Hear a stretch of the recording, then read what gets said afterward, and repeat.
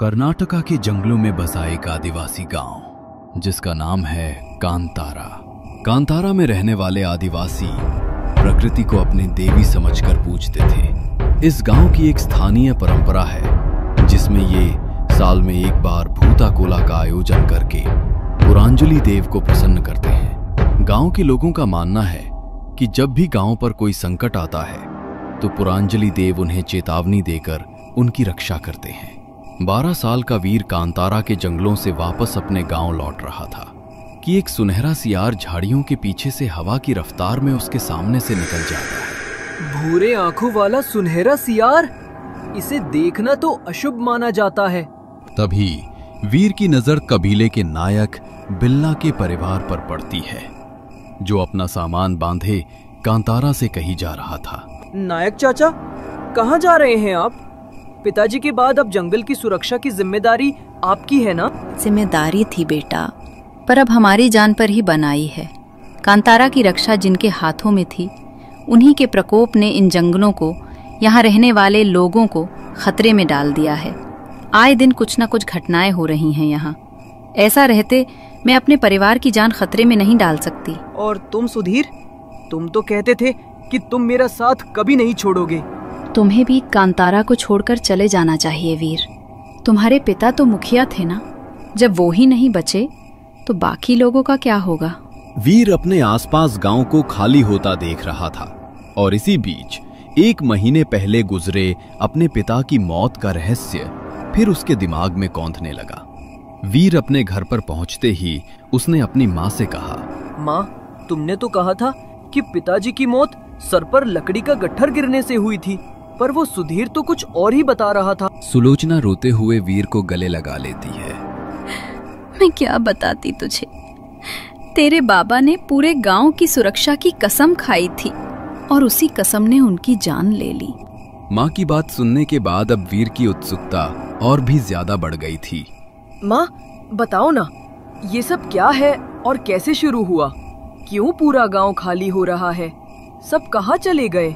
बेटा, ये सब 1 साल पहले शुरू हुआ था। पुरांजलि देव को प्रसन्न करने के लिए पूरा गांव तैयारियां कर रहा था, लेकिन उत्सव से 2 दिन पहले अचानक गांव में एक अनहोनी हुई। गांव के बाहर जंगल में कुछ लोगों ने तंत्र मंत्र का सामान और एक नरमुंड पड़ा हुआ देखा। मुखिया जी, कल रात जंगल में किसी ने तंत्र मंत्र करके नर बलि दी है। भूताकोला से पहले ये अपशगुन बहुत बड़ी अनहोनी का संकेत लग रहा है। पूरा गांव अपवित्र हो गया है। ऐसे में हम देवता का पूजन कैसे करेंगे? मैं पता लगाने की कोशिश करता हूँ कि ये हरकत किसने की है। तुम लोग घबराओ नहीं, पुरांजलि देव सब जानते हैं। जब हमने कुछ गलत किया ही नहीं तो वो हम पर प्रकोप क्यों बरसाएंगे?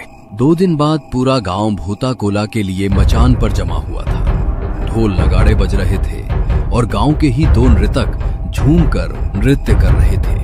उनके सिर पर बड़े मुकुट लगे हुए थे, चेहरा लाल रंग से पुता हुआ था और आंखें बेहद डरावनी नजर आ रही थीं। एक नृतक चिमटे को आग में गर्म कर अपनी जीभ पर सटा रहा था, तो दूसरा लोहे की कील को अपनी आंख की पलकों के आर पार किए बैठा था। तभी अचानक एक नृतक की आंखें ऊपर की ओर चढ़ जाती हैं और वो बुरी तरह से कांपने लगता है। देखो, पुरांजलि देव आ गए, सब लोग प्रणाम करो। जल्दी से देवता को बलि चढ़ाई जाए। 3 मुर्गे लेकर आओ। भूल की क्षमा दीजिए देव। भूल की क्षमा दीजिए देव। देवता नाराज हैं। जल्दी करो वरना अनर्थ हो जाएगा। नर्तक के शरीर में आई पूर्वज की आत्मा के कारण वो मुकुट पहने झूम झूम कर नाच रहा था। हमारी भूमि खतरे में है देव, रक्षा कीजिए। रक्षा? इस भूमि को अब खून से सींचा जाएगा, रक्तपात होगा, तबाही होगी। ये देव क्या कह रहे हैं? हमारे देवता तो कभी रक्त नहीं मांगते, ऐसा नहीं हो सकता। इसके पहले कि कोई कुछ समझ पाता, नर्तक की आंखों में खून उतर आया। गुस्से भरी निगाहों से सुलोचना को देखते हुए वो बोल पड़ा, तुम्हारा सिंदूर जल्दी ही मिटने वाला है। हर तरफ मातम ही मातम होगा। ना कांतारा बचेगा, ना जन, ना जीवन, ना देव। सभी ने देव को शांत करने की बहुत कोशिश की, पर वो शांत नहीं हुए। पूर्वजों की आत्मा यूं ही नहीं आती। वो सभी को किसी आगामी अनहोनी का संकेत दे रहे थे। और फिर अगली सुबह वो हुआ जिसने सभी को दहला कर रख दिया। रोज की तरह तुम्हारे पिता जंगल में लकड़ियां काटने गए हुए थे कि तभी उन्हें झाड़ियों से कुछ आहट सुनाई दी। कौन है वहां? आगे आओ। मैं जगजीवन हूँ, कांतारा का मुखिया। सामने आओ। अगले ही पल सूखे पत्तों पर खरखराहट की आवाज सुनाई देती है और एक ताकत मुखिया का पांव पकड़कर उसे जंगल में घसीट ले जाती है। अगले दिन बड़ी ही बेरहमी से मारा है। एक पूरा पैर उखाड़ कर ले गया। ये किसी इंसान का काम नहीं हो सकता। तो क्या कोई जानवर आकर मुखिया जी की जीभ और टांग उखाड़ ले गया? इस तरह कोई किसी को कैसे जख्मी कर सकता है? शरीर पर कहीं भी मांस की एक परत नहीं छोड़ी, छलनी छलनी कर दिया है। वीर अपने पिता को इस हालत में देखेगा तो खुद को संभाल नहीं पाएगा। मुझे लगता है हमें अंतिम संस्कार की तैयारियां शुरू कर देनी चाहिए भाभी। उस दिन के बाद एक एक करके लोग उस अज्ञात प्रेत का शिकार होने लगे। पता नहीं कौन है वह। सभी का कहना है भूताकोला पूजा में हुई गलती का ही प्रकोप है यह। उस दिन उत्सव से पहले कोई तांत्रिक पूजा की गई थी जिससे देव रुष्ट हो गए हैं और बलि मांगने लगे। पर मुझे नहीं लगता कि जंगल की रक्षा करने वाले देव किसी की जान ले सकते हैं। खैर, वजह जो भी हो, अब हमें भी कांतारा को छोड़कर चलना चाहिए। अगले कुछ दिनों में जंगल से आदिवासियों की एक के बाद एक लाशें मिलने लगी थी। सभी लाशों की हालत बहुत खराब थी। समझ नहीं आ रहा था कि ये किसी इंसान का काम है, जानवर का, या फिर किसी श्राप का। और फिर अचानक से एक रात पूरा गांव खाली हो गया। अपनी जमीन, घर, जानवर सब छोड़कर पूरा गांव न जाने कहां पलायन कर गया। 3 महीने बाद आज की तारीख में कांतारा के जंगलों को काटते हुए कुछ लोग खुदाई की मशीन चला रहे थे। अजब कहानी है। आपको लगता है सर इसमें कोई सच्चाई होगी? सच्चाई थी भी तो अच्छा, नहीं थी तो भी अच्छा है। डर के कारण ही सही लोगों ने पूरा गांव खाली तो कर दिया।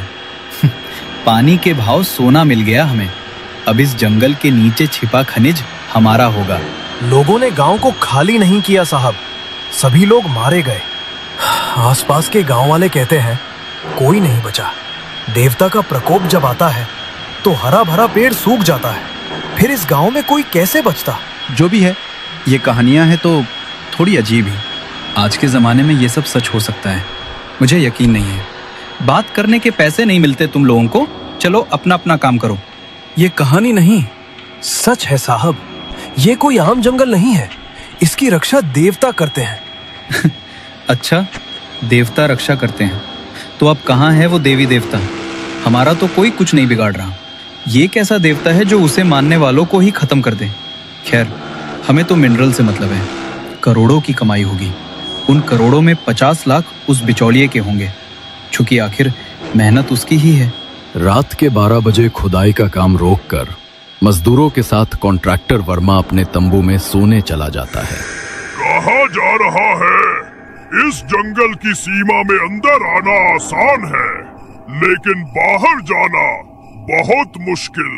तेरा समय आ गया है। वर्मा चौंक कर उठता है। उसका पूरा चेहरा पसीने से भीगा हुआ था। उफ, वो सपना था।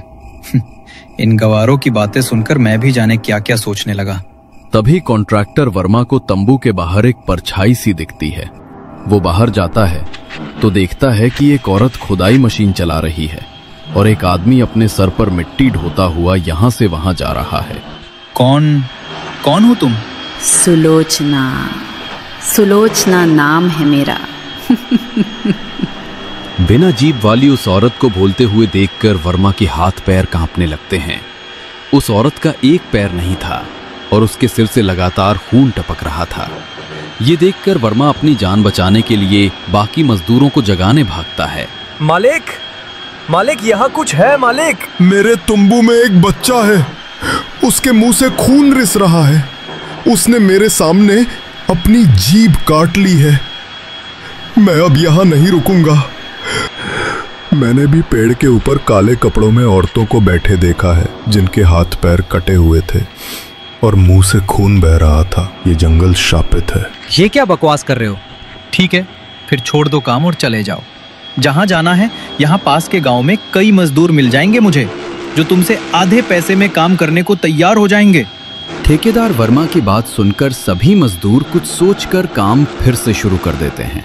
पर हर रात कांतारा के जंगलों में एक नया हादसा होता है। कभी कोई मजदूर मरा हुआ पाया जाता, तो कभी किसी को भयानक रोग हो जाता।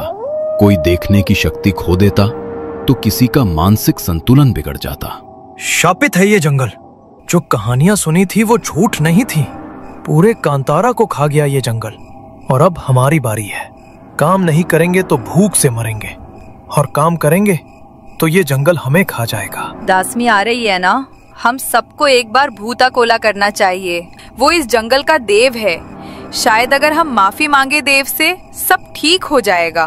भूता कोला में बहुत शक्ति होता है, बहुत ज्यादा शक्ति। वैसे भी मैं अपने 5 मजदूर खो चुका हूँ। अगर इस पूजा से कोई फर्क पड़ता है तो मुझे कोई आपत्ति नहीं है। सुनो, श्रीकांत को बुलवाओ। ये गांव, ये जमीन उसी की है। उससे बेहतर इस जगह को और कौन समझ सकता है। 2 दिन बाद दशमी तिथि थी। ठेकेदार और मजदूरों के साथ आसपास के गांव वाले भी भूता कोला पूजा में शामिल होने पहुंचे। फिर से गाजे बाजे के साथ देवता के आवाहन की तैयारी की गई। ढोल और नगाड़ों की आवाज जंगल में हर तरफ गूंज रही थी। भूता का रूप लेकर नर्तक पूरे तन्मयता से नाच रहे थे कि तभी कॉन्ट्रैक्टर जमीन में गिर पड़ता है। अगले पल जब उसे होश आता है तो वो बेसुध होकर नर्तक के साथ नाचने लगता है। जमीन पर रखे सिंदूर को उठाकर उसने अपने माथे पर लगाया और चाकू से अपनी जीभ पर चीरा लगा दिया, जिससे हर तरफ खून ही खून दिखाई देने लगा। पास में रखा भूता कोला का मुकुट अपने सिर पर रखकर वो कांपते हुए आग के चारों ओर चक्कर लगाने लगा। चढ़ाओ चढ़ाओ, देवता को भेद चढ़ाओ। कहाँ गए वो बलि के लिए लाए हुए 3 मुर्गे? जानवरों की नहीं, मुझे इंसानी मुंड चाहिए। बलि चाहिए, बलि। आज बलि का दिन है। ये क्या, पुरंजलि देव बलि मांग रहे हैं? यानी वही बातें सही हैं, देवता लोगों का संहार कर रहे हैं। श्रीकांत, तू तो इसी गांव में पैदा हुआ था, इसी मिट्टी में बड़ा हुआ ना। इसकी आज बलि चढ़ेगी, तभी मेरा क्रोध शांत होगा। ये सब उसी का किया धरा है। उसने खुद गांव के एक आदमी को मारकर पूरे गांव में अफवाह फैला दी कि तांत्रिक क्रिया के कारण भूत कोला अपवित्र हो गया और अब देवता का कहर बरसेगा। गांव के लोगों को मारने वाला यही दुष्ट है। देवता कभी अपने बच्चों का बुरा नहीं करते। उसने खुद एक एक करके गांव के लोगों को मारा और सबको यही लगा कि गांव पर श्राप है, इसलिए लोग भूत के कारण मर रहे हैं। ये अनपढ़ आदिवासी अपनी जमीन छोड़ने को तैयार नहीं है। कहते हैं जान दे देंगे, पर अपनी जमीन किसी को नहीं देंगे। ये सब उस मुखिया की पढ़ाई पट्टी है। कांतारा को जमीन नहीं, अपनी मां मानता है वो। अब उसकी प्यारी जनता अपनी जमीन के लिए जान देने को तैयार है तो जान ले ही लेते हैं। श्रीकांत ने सबसे पहले मुखिया को मारा और सभी के बीच ये बात फैला दी कि देव बलि ले रहे हैं। मेरी भूमि का सौदा करने वाला था तू। मेरे बच्चों को तरपाकर मारा है तूने। जिस कांतारा की जमीन को किसानों ने पसीने से सींचा था, उसे तुमने खून से सींचा है।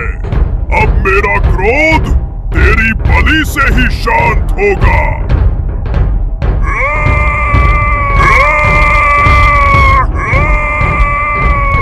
गुस्से में ठेकेदार ने श्रीकांत के सर के ऊपर अपना पैर रखा और उसके सीने में अपने 10 उंगलियां पटक कर उसका सीना चीर दिया। श्रीकांत जमीन पर गिरकर तड़पने लगा और कुछ ही पलों में उसकी मौत हो गई। इसके बाद वर्मा बेहोश होकर जमीन पर गिर पड़ा।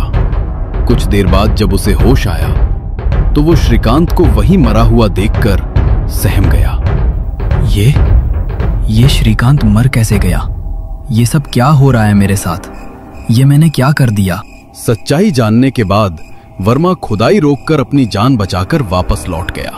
भूता कोला देव के आशीर्वाद से जंगल में भटक रही आत्माएं शांत हो गईं और गांव में फिर से लोगों का बसेरा शुरू हो गया। कहते हैं कि आज भी हर साल जंगल में भूता कोला का आयोजन होता है और गांव में बेमौत मारे गए सभी अतृप्त आत्माएं भी उस आयोजन में शामिल होने आती हैं। वे सब लोग जिन्होंने गांव के लिए अपनी जान दी, आज भी कांतारा की रक्षा के लिए जंगलों में अदृश्य रूप से तैनात हैं। इसलिए फिर कभी किसी ने जंगल में खुदाई करने के लिए पांव नहीं रखा।